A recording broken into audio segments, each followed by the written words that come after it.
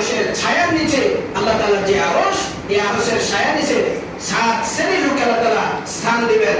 তার মধ্যে এক শ্রেণী হচ্ছে শাবুন নাশা ফি ইবাদাতিল্লাহ, ওই সমস্ত যুবকরা যারা তাদের যৌবনকালটাকে আল্লাহর রাস্তায় ব্যয় করেছে।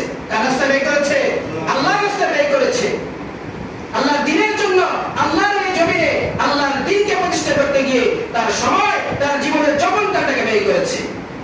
আজকে আমার যুবক ভাইয়েরা, আজকে তারা নেতা নেত্রী বিভিন্ন অযথা সময় সেখানে তাদের যৌবন কাজটাকে গণতন্ত্র, সমাজতন্ত্র এগুলোকে প্রতিষ্ঠা করার জন্য আজকে তাদের জীবনকে ব্যয় করতেছে। অথচ আল্লাহ রাব্বুল আলামিন বলেছেন, ওই সমস্ত যুবক যাদেরকে আমি যৌবনকাল দিয়েছিলাম, তার যৌবনের যত শক্তি, যত সামর্থ্য আছে, আমি আল্লাহর এই জমিনে আমার দ্বীনকে প্রতিষ্ঠা করার জন্য যে সমস্ত যুবকরা তার সময়গুলোকে ব্যয় করেছে, আমি আল্লাহ তাআলা হাসরের ময়দানে ওই কঠিন মুহূর্তে তাকে আমার আরশের ছায়ার মধ্যে স্থান দেব।